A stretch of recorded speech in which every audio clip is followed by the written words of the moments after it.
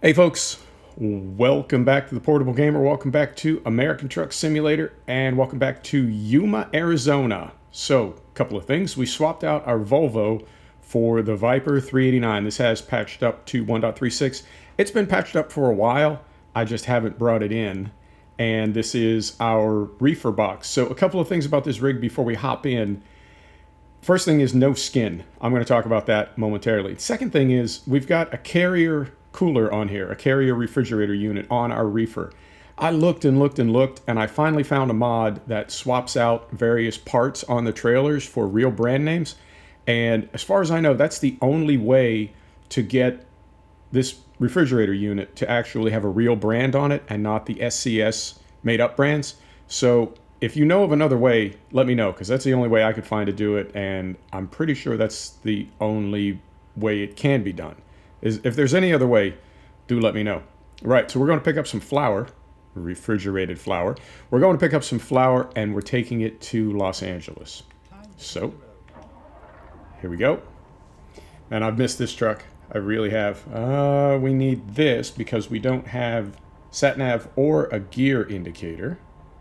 We have plenty of fuel. We just slept. It's noon. I'm hoping our trip to LA is going to allow us to see this truck at night because it looks really good. So first things first, skins. With DX11, which is a good thing. It's a great thing. And I'm really, really happy that they did it. But I feel like it's allowed them to sort of stretch out a little bit as far as the way that surfaces reflect and some various other things, because it seems like all the skins that I've made are now, they're sort of dead. They're flat. They don't have the right UV layers. They just don't look right under any circumstances. So I went with base game metallic from the paint shop. And it's the same blue on the truck and the trailer. So at least that matches. But I don't know if I'm going to be able to skin anymore. And the reason is there's old ATS Studio, which also works for ATS. But I don't think it's really sort of up to date for the new textures and the new surfaces, for lack of a better word, in it's been 1.35 since they went to DX11, is it not? It might be 1.36, but regardless, I don't think the old ETS Studio is current for DX11. And there's a new ETS Studio, and I cannot, for the life of me, get it working. I feel like I'm trapped in a loop. It's a loop, I tell you. It says, do you want to make a skin? And I'm like, yeah. And it says, click here to make a skin. I click there, and it says, do you want to make a skin? I certainly do. I do. And then we just loop back around and around and around. So I would love to get my, and I don't know if it's UDIM or normal maps. I don't know how it's set up, but it seems like there is more to skins now that we have DX11 going than there was previously. So if you got any tips, do let me know. But in the meantime, we're going to be skinless. We're going to be naked. What else is going on? We are running. Oh man, it always starts small. That's what I've noticed in my world. It always starts small. It's like one little thing. I think, I wonder if and then 3 hours later, right? It's a whole big thing. So I got a note from somebody in Discord. They said, hey, do you know anything about Project NG for ETS? And no, I certainly do not. I do not. So I checked that out. And in the SCS Soft forum entry for Project NG, somebody had asked, hey, can you use this with Naturalux? I don't know what Naturalux is, but I checked both those out, both Project NG and Naturalux, and they are badass. They are weather, lighting, shaders, everything. Totally changes the look of the game. They both do separately, and then you can run them together, but you can't overlap their weather. They both have weather features, and you can't run both of their weather features together. So we're running, in ETS now, we're running Naturalux, and we're running the Project NG textures, the 4K textures, and lines and stripes. All right, so that's ETS. But then it got me thinking. I've tried realistic graphics mods and lighting and shaders and various things in ATS on the old system, but I haven't tried it in the new system. So I thought, let's give it a try. And so we are right now running the freaking 64 realistic graphics mod, which, I mean, to me, it's more of a realistic weather and skybox mod. I think the lighting effects are almost a smaller part of the mod now than they used to be. There's a lot of things that it actually changes in the game in addition to lighting, although it certainly changes the lighting as well. So we're going to get out on the road here and take a look at how that looks on the new system and just see what it does for the game. Right, picking up our flower. So we'll get down to neutral, like so. We're going to set the brake, and we're going to take a look here. I think we had a minute to get over here and get this picked up. Indeed we did. Yeah, we got another 5 hours before it expires. So we're going to take 20 tons of flour to Los Angeles. You bet we are. And once we have this hooked up, I'm actually going to take us through San Diego. I just think that would be more fun. Where is our cargo? It is right there. Okay, so brake is off. It's getting a good gear here. Do I hear a train going by? Thought I heard a train. Maybe. Maybe not. Right, so we'll get this backed up. We'll get hooked up, or I guess loaded up. Golly, I've missed this truck. I really, really like this truck. Hey, you want to hear something funny? My buddy T-Bones, he drives, he drove, R.I.P., he drove a Hot Rod 389 very much like this. In fact, I built this truck to look as much like his as I could. How player is that? That was his truck. His company told him, it was his truck, but his company told him, yeah, you can't drive that thing anymore. The frame is gone. And the thing about these old 389s is, you know, the way they're built and the way they can be built is you can just take the motor and suspension and bodywork and put it on a new frame and keep these things running forever. It's like the ship of Theseus, but it's like the truck of Theseus. Well, apparently you can't do that forever. Oi! Backed into the cargo container. You know me. 2 swings. That's how I do it. So they said, no, it's not worth it. You're not getting a new frame. You're done. You're done, son. And they gave him, you ready? This is what he had, what we're looking at right here. They gave him a Volvo day cab. And he said it's a nice truck. I mean, it's quiet, it's efficient, it's comfortable, it's got great visibility, etc., etc. Hit it twice. That trigger, I have to say, is a little tight. It's a little tight, but regardless, we're in there. Neutral, set the brake, engine is off, load it up. Yeah, could you imagine that to a Volvo day cab? There's nothing wrong with a Volvo day cab, but it is certainly not a beautiful old Hot Rod 389. And he's a big time rock and roll guy too. So it's really not suiting him. What can you do? Right. Brakes is off. And we've got 268 miles, about 20 minutes. This is going to be perfect because we're at about 8 minutes right now. So I got to make a big swing here in third person and not hit that one. And then swing it around this way. So 2 announcements from SCS I saw come through my news feed. One is about ETS, one is about ATS, but I feel like the sims are getting closer and closer together, and they are becoming, in some ways, like, I don't want to say one sim, thank you, sir or ma'am. I don't want to say one sim, but I think at some point they will sort of fuse, you know, and it'll just be International Truck Simulator.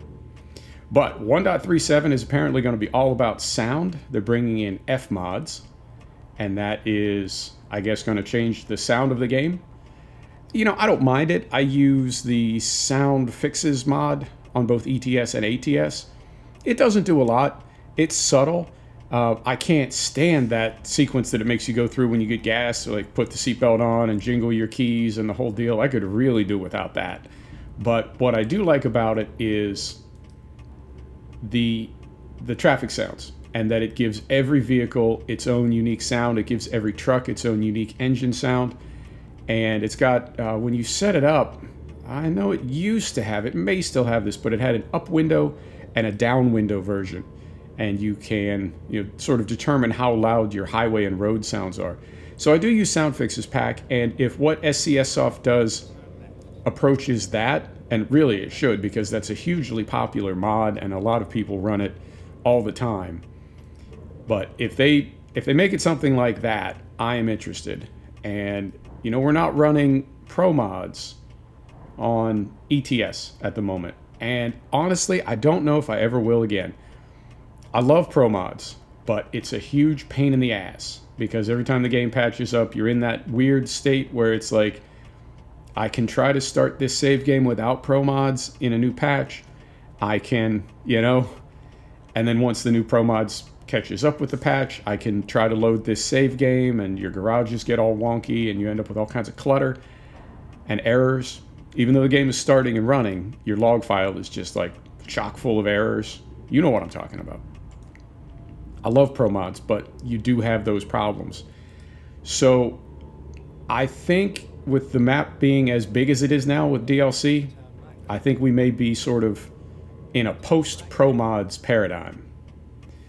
And if what they do with sound, if what SCS Soft does with sound with F-mods approaches what SoundFix's mod does, then I think we won't need SoundFixes anymore.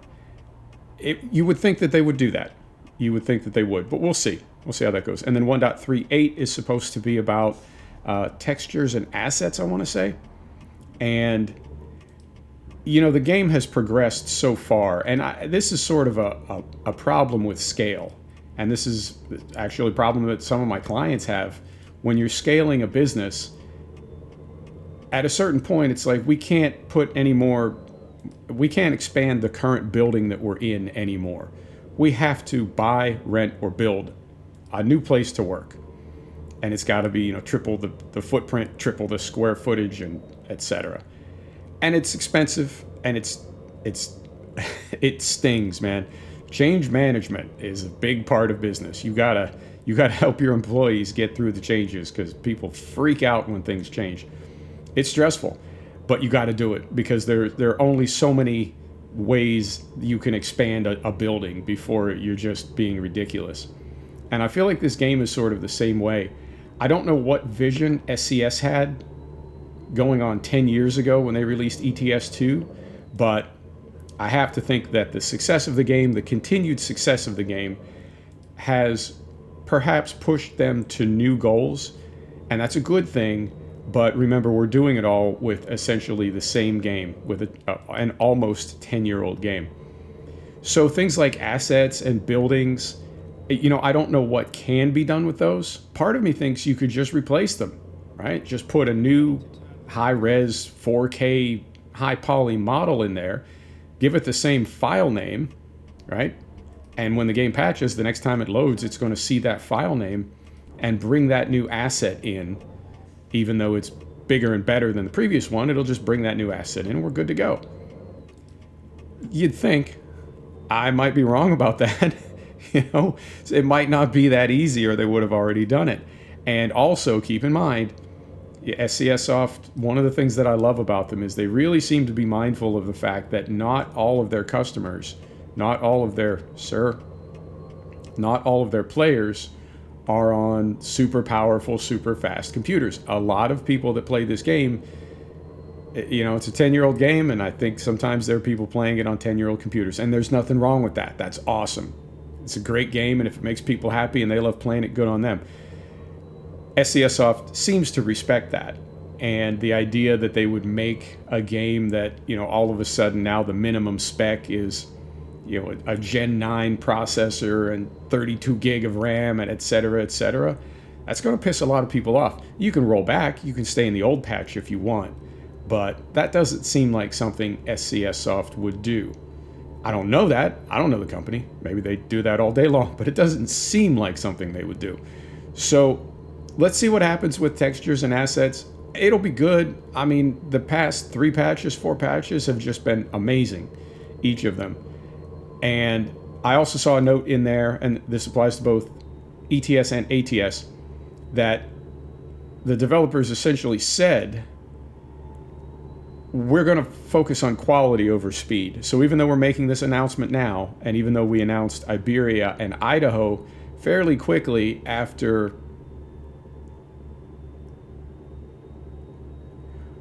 Utah. After Utah and, sorry, my brain just like absolutely turned off. Utah and Road to the Black Sea.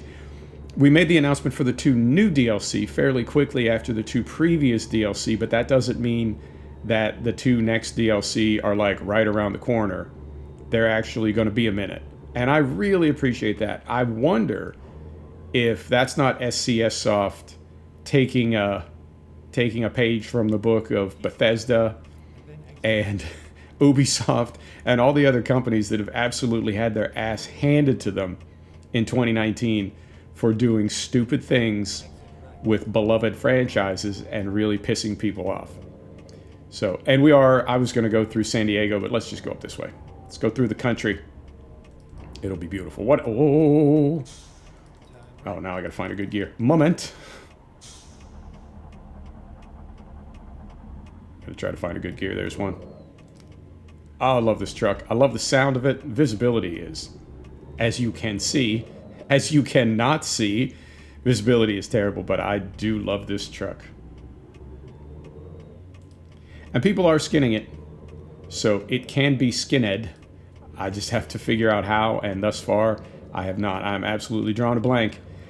So, we'll figure it out. Now, I figured it out in iRacing, so I suppose I could figure it out here, but in iRacing, it took like 10 minutes, and here, I swear I've put hours into it and made no progress.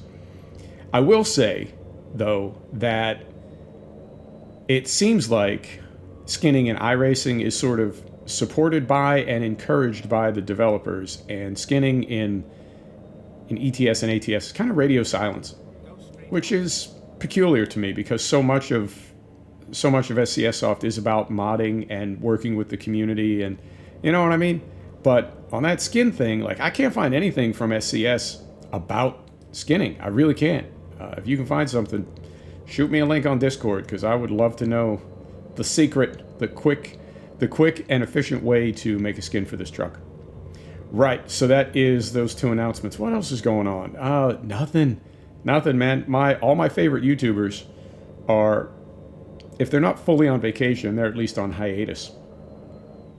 And I think the reason is I don't follow many sim gamers. I follow a lot of people that play other kinds of games. Essentially, I play and make videos of sim games, but I follow people that do not play sim games, and I think it's like a break for me. You know, there's like too much time in sim games, makes you go a little crazy. So I sim game when I game, and I watch other people play other games, and that's my escape. So what I've noticed is there aren't any real big AAA drops in January. There haven't been any, and there aren't any that I know of really forecast for February. I think the next big drops are coming in March and April. And I feel like the YouTubers that I follow, they, man, games are funny.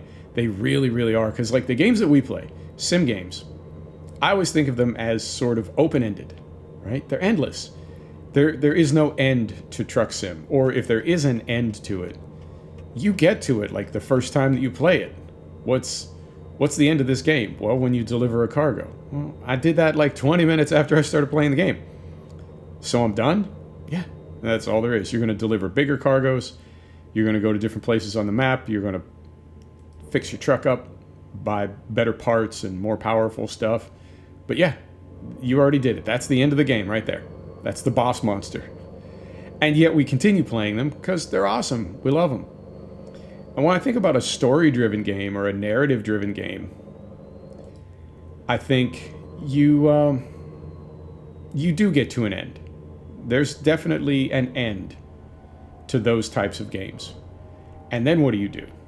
You can keep playing them. And there's endgame content, there's post-endgame, there's PvP, you know, there's plenty of things that you can do. But I feel like a lot of people play those games till they get to the end, however long that may be, 30 hours. I think Red Dead 2 was like 80 hours or something. However long it takes.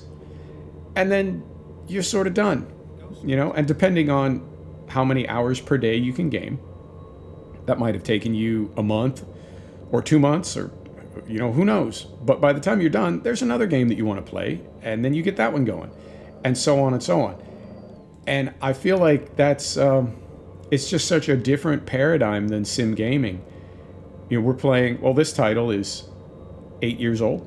No, I'm sorry. ATS is a little bit more recent. I want to say it's 5 years old. ETS is 8 years old. Farm Sim. I mean, they make a new one every year, but the franchise, right? I know I mentioned this before. It's just, it seems like our games don't ever end. And so there's always something to do.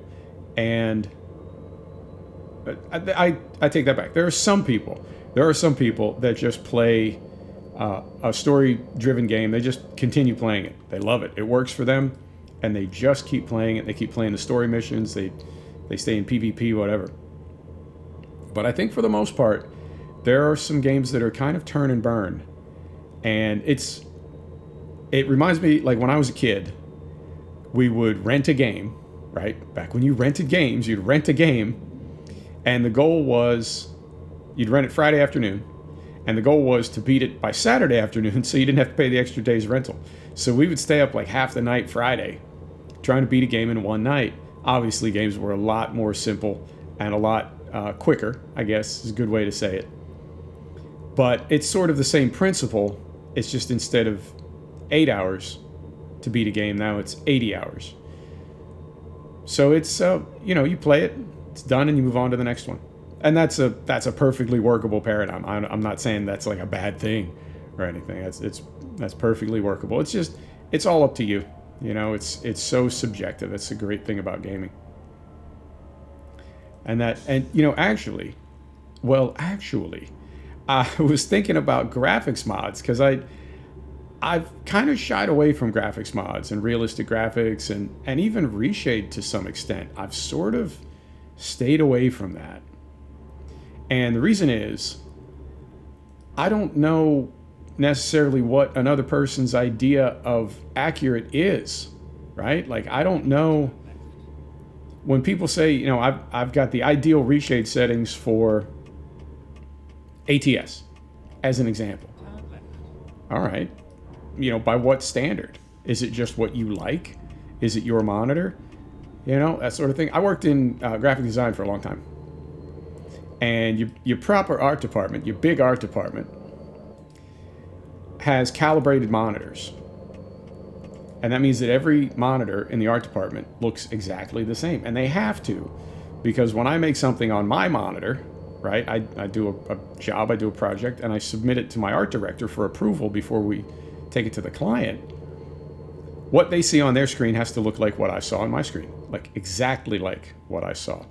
If we're sending it to the client or to an agency electronically, what they see on their monitor has to look exactly like what we see on our monitors. And if we send it to a printer or a service bureau, what they see on their monitor and then what comes off the press all needs to look identical. And I'm talking about like neutral paint on the walls, special lighting, and you got to calibrate your monitors. And the little tool that sticks on the screen and calibrates your monitor, it's expensive and it's very fragile. If you've got one of those in your art department, it's like in a case, in a drawer, in a box, in a filing cabinet. It's put away safely. It's not something you want to get knocked around. It's that critical. So seeing people talking about, this is the best looking reshade package for ATS, or this is the best realistic graphics mod, or this is, I don't discount that. And I'm sure that person feels or knows that really does look fantastic on their monitor. But how does it look on my monitor? That's the question. So I've sort of been cautious, maybe is the right word. I've sort of been cautious about graphics mods because, there's no objective standard. Now, things like weather and rain, skybox, we're looking at a custom skybox right now. As far as I know, he said there's 70 of them. So I would assume that's a custom skybox. There's a lot more haze in the air. The trees in the distance are very hazy. And that, to me, it looks good. It looks realistic. And it looks like something that you can hold up next to a photograph and say, is that what a highway in the American West looks like? And if the answer is yes, then, we can say that that's an objective standard. But, I just like bloom, or I don't like bloom, or however. That's the thing about graphics mods that, what's the standard and what are we going for here? And everybody's system is different. So I'm pleased with what I'm seeing so far, and I'm glad I did it. But I have been cautious about these in the past. And man, I haven't changed my settings, but all of a sudden I'm getting a ton of picket fence. I don't know where that's coming from. Oh well, we'll figure it all out. And what else is going on? Yeah, I mean, I looked for a bunch of trailer mods. I couldn't find. I was talking about that refrigerator unit before. I couldn't find what I was looking for. So I tried to download some trailer mods, some reefer trailer mods, and I was just going to buy a reefer trailer with the proper cooler unit on it. And man, if you don't get it from the workshop or from the SCS Soft forums, man, it is buyer beware. It's crazy out there. It seems like it's gotten worse over the past 6 months or so. I've really tried to be exclusively in Steam on the truck sims, the farm sims, spin tires. Trying to think where else. Yeah, the race sims for the most part are all paid DLC, but I've really been kind of cautious about that and really tried to stay away from the dodgy mod sites. And I can understand why I was doing that, because the couple that I went to, the mods were just, they were non-functional. They were obviously hadn't been tested. They were bad, and it's clickbait. You never want to think that, but it's clickbait. It's the same thing you see when a new farm sim comes out. When Farm Sim 19 came out, within a few weeks there were like all the awesome mods from 17 were available for 19. Load them up. The game couldn't see them, or they just crashed the game or whatever.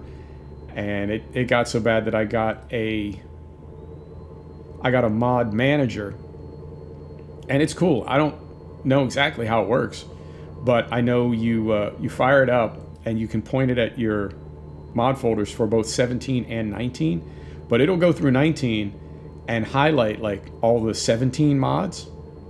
It'll highlight obviously anything that's broken or has errors in it. I don't know how it does it, because it's like a mini version of the farm sim engine, and it tests it that way. Oh, but it spots all the errors and it red flags mods, and out they go. But it's weird to see how many mods, when you filter them like that, when you scan them like that, are really bad. It's like a quarter of the mods in my mod folder were just full of errors or flat out broken or something else. And it's what's even funnier for me is when they're mods that work more or less, right?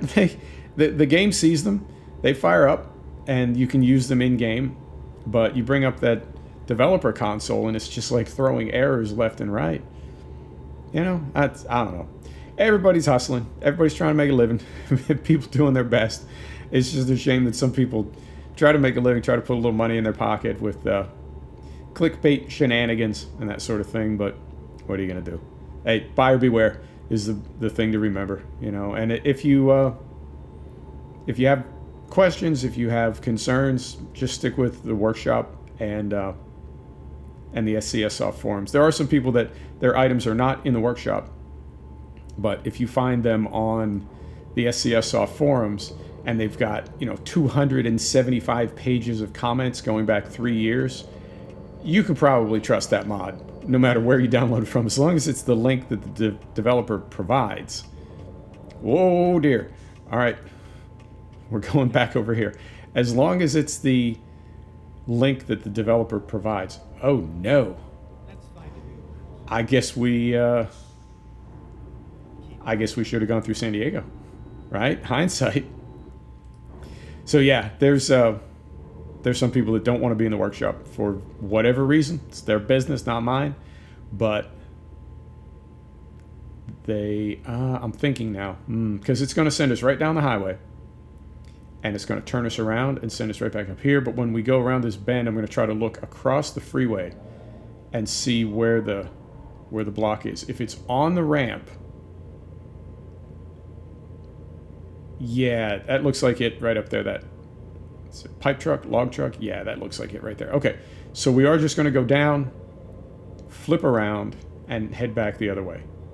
Okay, because if it was further up, you know what I mean? If it was If it was not on the ramp, but on the actual freeway, we go down here, we turn around, we come back to where we are now, but going the other way, naturally, and we would still have a problem.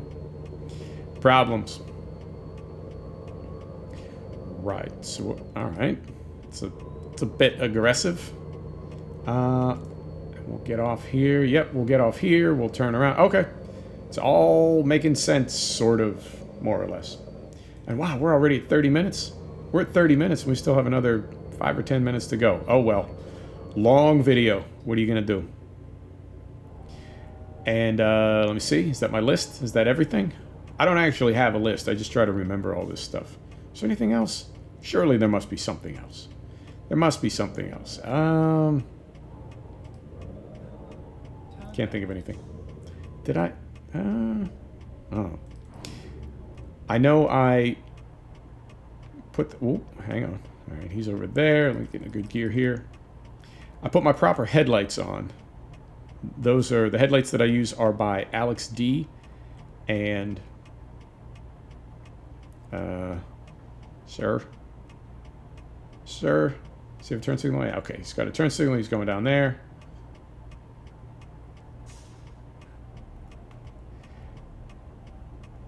The headlights that I use are by Alex D. They're fantastic headlights.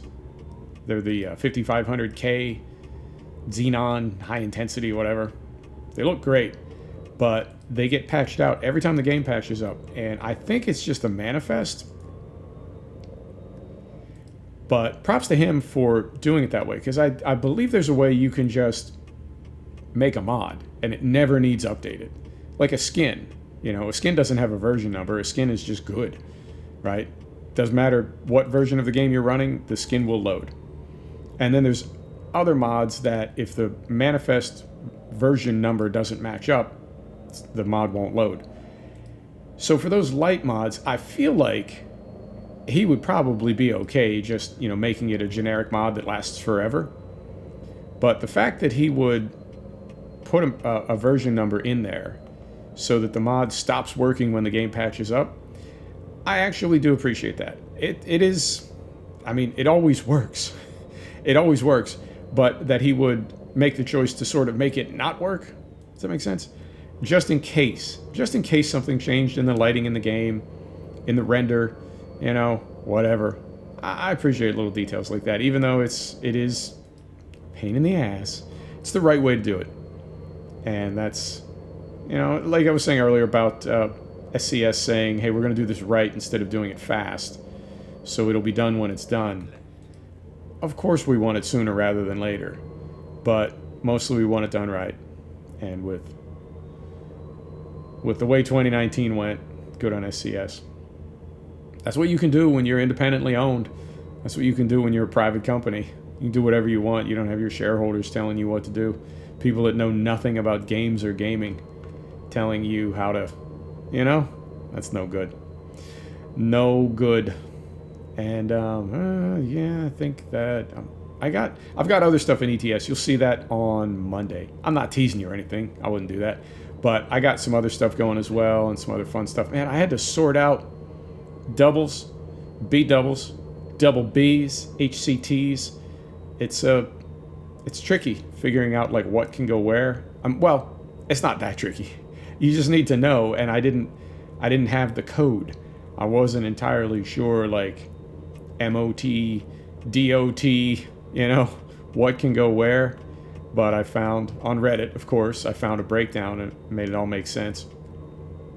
You know, another nice thing about using base game without pro mods is you never have that problem where you get on a ferry and when you get to your destination, when the game loads, your trailer is clipped through a wall and you just vibrate around till you damage yourself 100%. That'll never be a problem. It's happened to me a couple times. I mean, I guess it shouldn't, because those big HCTs are only in Finland and Sweden, as I understand it. And there are some ferries, but I guess you just have to drive around if you've got those great big trailers on. I don't know if you have to in real life. I assume that a ferry could handle a double, what is that, a gigaliner? A double gigaliner trailer? Oh.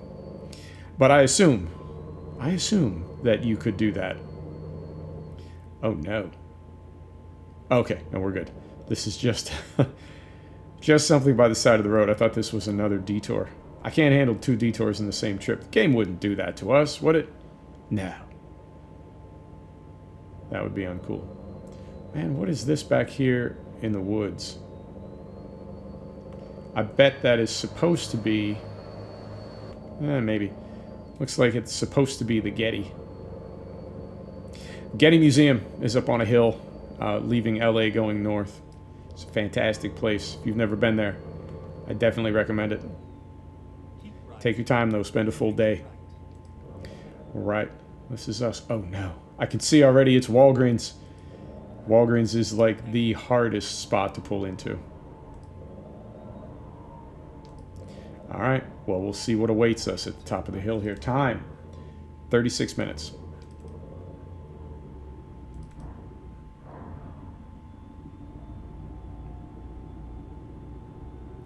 All right.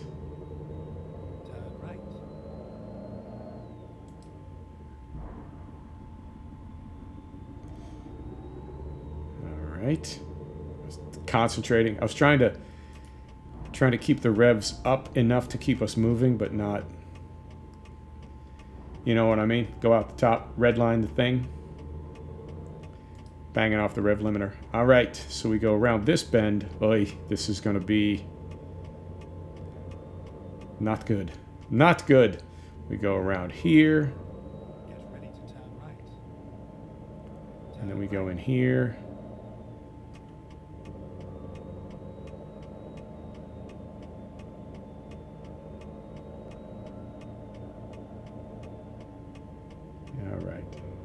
We've never been to this one before. Yeah, it's going to highlight when we pull in here. We've never been here. Super. So, turn signal off. And, yeah. It's not the worst. I've seen worse. I think we can do this. It was a nice ride. It was a nice ride. Thank you, SatNav.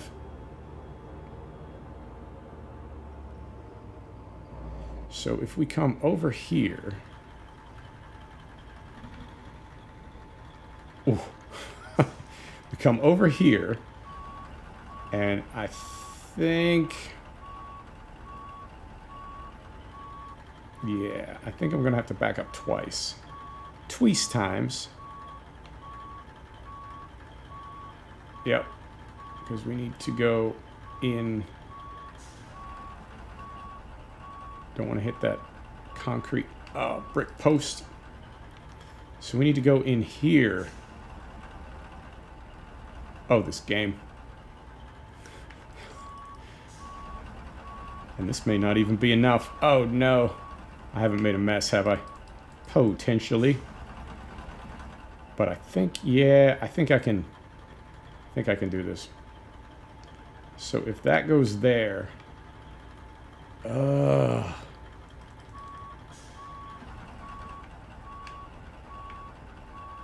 Don't want to scrape the Camaro.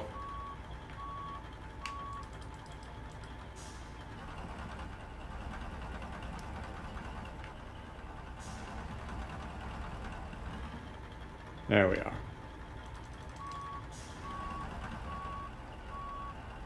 Does that get it? No. One more? One more? Oh, game.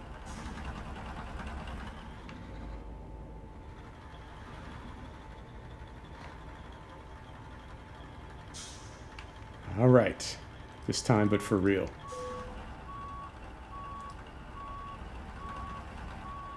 All right. There we are.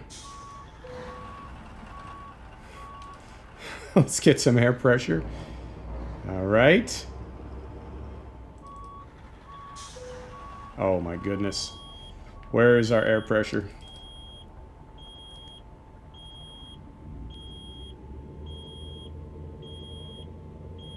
This might take a minute.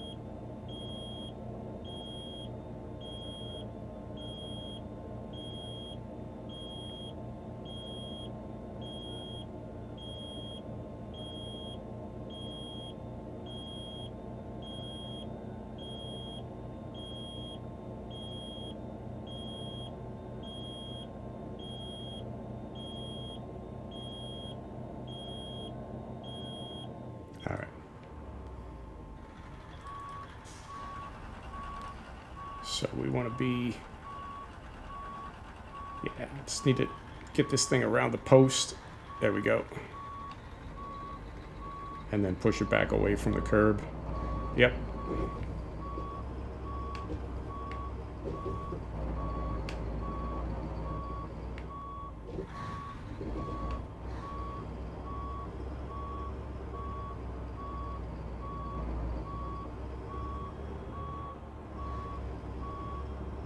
Well, once we got sorted out on the other side, things went much better. But my clutch is not happy.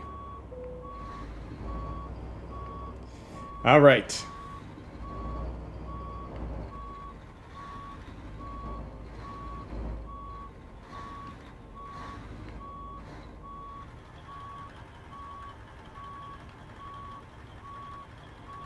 I mean, was that one swing, technically? No, not even close. Not even close. Neutral. Set the brake. Parking lights. Engine is off.